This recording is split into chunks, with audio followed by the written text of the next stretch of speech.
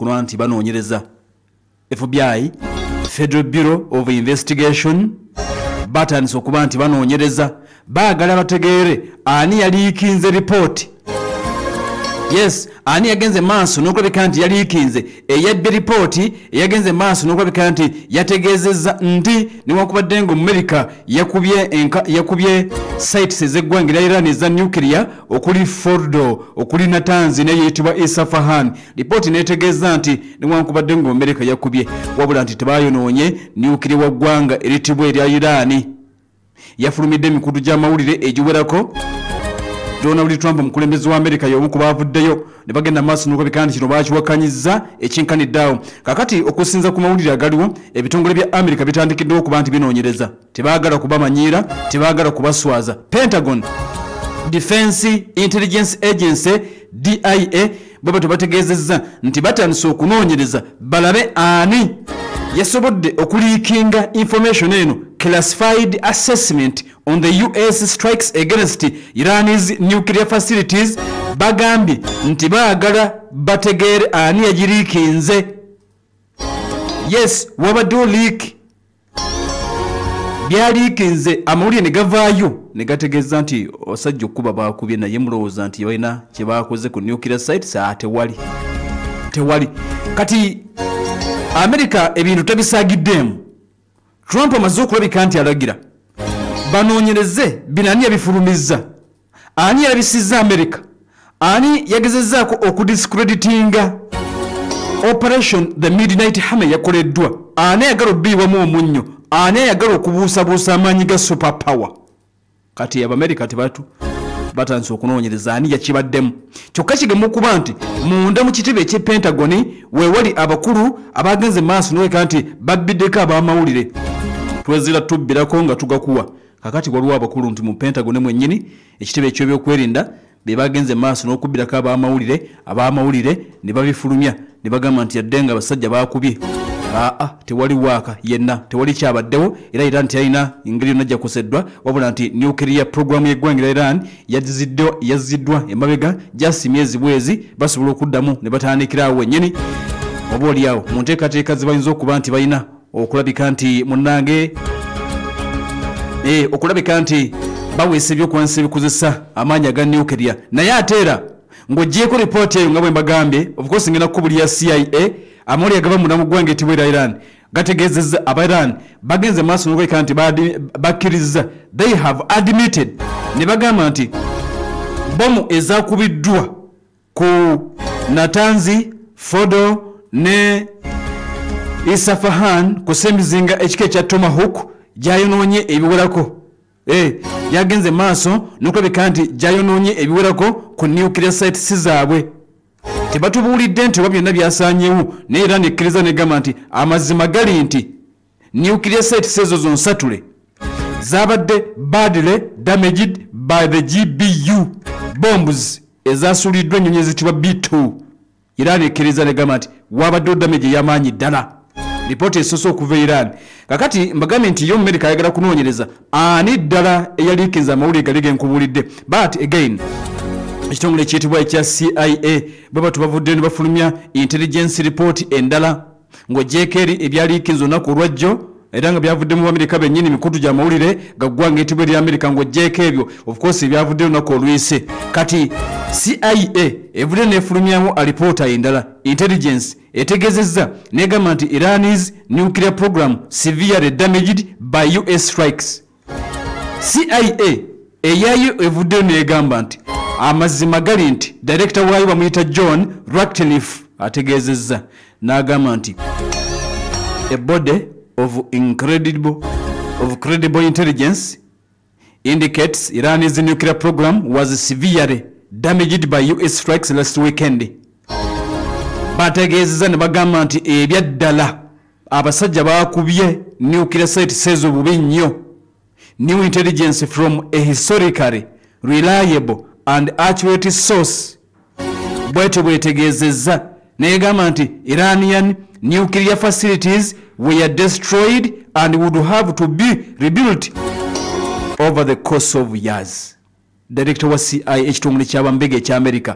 Kati ebyejje by'amawulire byo byagambye bitya kati bino byenkubuulira byabakulu mu America ekitongole kya CIA kyabambega kyekibifulumizza kitongole kya gavumenti naye amawulire olunaku oluyise go gaagambye nti strikes ezakoleddwa abasajja bayitibwa b'America zazzizza enteekateeka za Iran oba olyawo okukola nuclear just myezi bwezi bagambye nti myezi binaaba bizzeewo kati eno lipooti ya CIA yo ampuliriza egambye nti myaka Abairani bwekuba kukola nuclear bajja kwetaaga emyaka egiwerako okuddamu okuzimba America byagenze maaso n'okulabika nti yayonoonye akadde kano kennyini nga bwe tugenda maaso n'okulabika nti tubirengera kakati mbagambye nti Iran bamaze okukkiriza nti wabaddewo a severe damage America efulumiza lipooti endala of course ya CIA yeegamba nti kituufu baakubye era enteekateeka baazizza emabega kakati olunaku oluyise lipooti z'amawulire ezaaliikinze okuva e Pentagon ne zitegeeza nti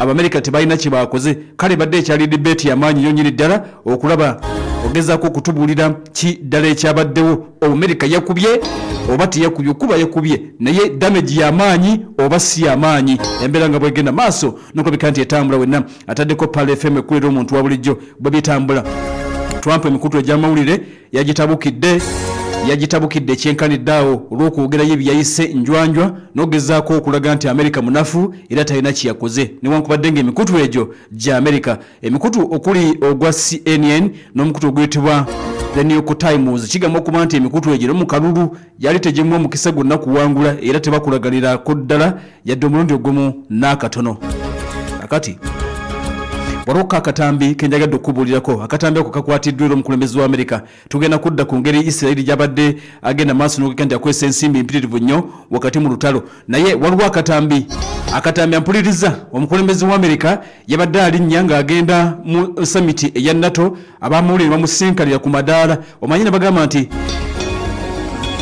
mu ggwanga eritibwa erya Amerika eno enkola ebaddewo nnyo omukulembeze wa Amerika kasitaafu obutuka eri mu White House nga tanalinya Air Force One waawo abamawulire bamuteega ne babaako ebibuuzo bye bamwokya ne babaako ebibuuzo bye bagenda maaso n'okweka nti bamwokya kakati yabadde agenda okulinnya ennyonyi bw'ati abamawulire kumbi bamuteeze ne bamubuuza ku ngeri ceasefire ebyabaddewo nga alangira ceasefire olutalo nga lugenda maaso n'okweka nti luggwa ayogera ki ku ceasefire n'ebirala kakati Donald Trump ono mu ngeri etasirika nga mbagambye nti mu lutalo lwonna olubadde lutambula ennaku 12 ayogedde okusinga abakulembeze b'e Iran abadde ayogera okusinga abakulembeze b'e Isirairi ng'alinga mwogezi wansi yonna ono Trump kakati yayogedde akatambi akatambuziddwa ennyo emikutu ku social media ne mainstream akatambi kano yategeezezza okusinza ku Donald Trump era byayogedde waliwo ababitapuse obulala byayogedde waliwo ababitapuse Trump yategeezezza mu katambi nti amazima gali nti abasajja aba Irani babadde basse Isirairi mu nnaku naddala ezasembyeyo Trump yagambye mu katambi nti Isirairi was really hit hard abasajja bakubye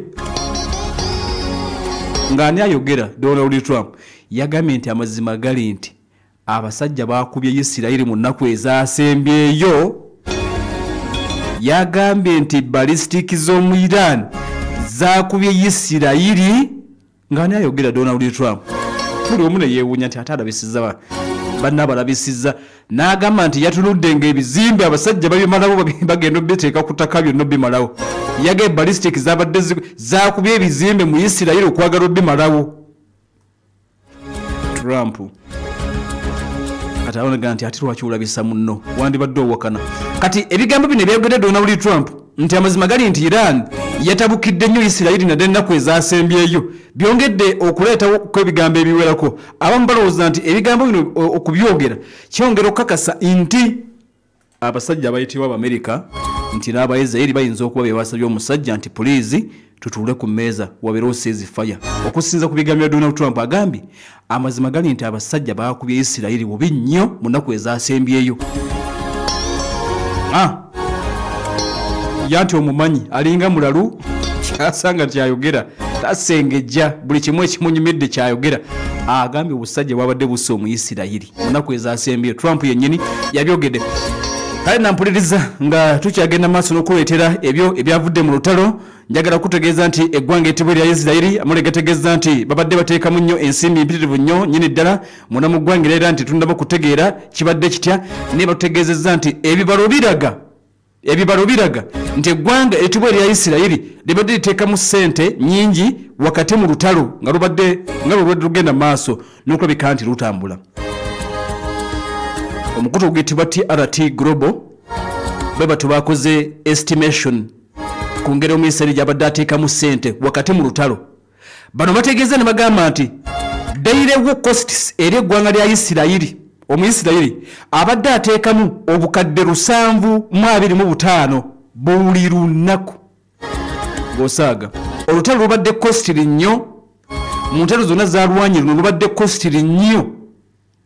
Bategeezezza nti buli lunaku obukadde 725 ensimbi eza $. Kakati kwata obukadde 135 ensimbi za Uganda buli lunaku ozikubisemu emirundi 725 omanye ssente Omuisirairi abadde ateekamu. Yes, obukadde 725 buli lunaku Omuisirairi abadde ateekamu. Bagambye nti kwata obukadde 35 eza Uganda obukadde 35 eza Uganda buli lunaku yatezeka emirundi 725 emirundi 725 35 obukadde milioni 30 ze bilioni 3 n'ekitundu emirundi 725 ojja kumanya ssente Isirayiri zabadde ateeka mu lutalo buli lunaku. Kakati okulunza kulaze nti ku ssente zino obukadde 159 ensimbi eza $.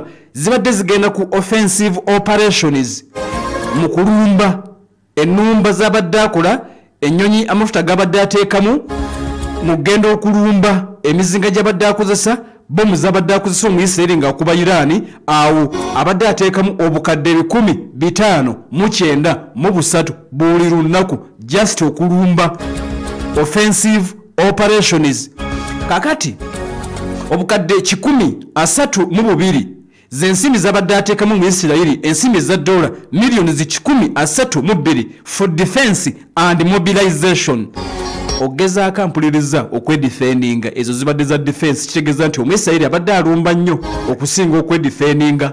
Abadde alumba nnyo era ndowooza defense yagiteekako ssente entono ensonga lwaki ndowooza ku mulundi guno bamuyisizzaamukko si bulungi. Defense baddeko ssente entono obukadde 132 ensimbi eza $, defense and mobilization ewaka buli lunaku.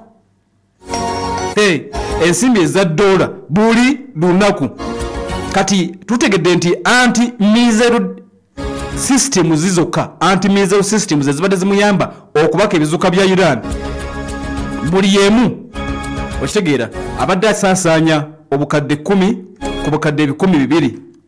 Wall Street Journal gwana yagatuwadde obukadde 10 ku bukadde 200 era kigamu okuba nti total costs ez'olutalo luno okusinziira ku Aaron Institute for Economic Policy n'omukutu oguyitibwa The Wall Street Journal omukutu oguyitibwa TRT Global Omuisirairi mu nnaku 12 akozesezza bilioni zinga 12. Yes, bilioni zinga 12 mu nnaku 12.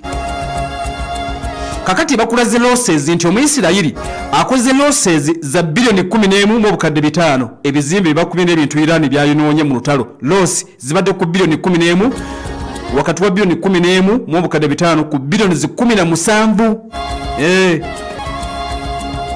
Yerosi gyakoze. Kakati tulinze ripoti egenda okufuluma ku side ya Iran twetegereze tulabe kinaaba kitya nenge Iran kizibu nnyo okumanya ebifaayo kubanga amawulire tegamala gagenda maaso nakaleka nti oba oli awo gafuna ivaayo nenga so far for Isirayiri bye byensobodde okulabika nti nkuŋŋaanyiza Wall Street Journal n'omukutu oguyitibwa TRT Global bwe batugambye nti Isirayiri abadde akozesa kumpi obukadde 725 ensimbi eza $, buli lunaku mu kulumba n'okwedifendinga wakati mu lutalo. Report in depth. New video today from Israel's military claims to show. You tell us your side of the story. Your side of the story. Hamas has underground tunnels and basements. Pal FM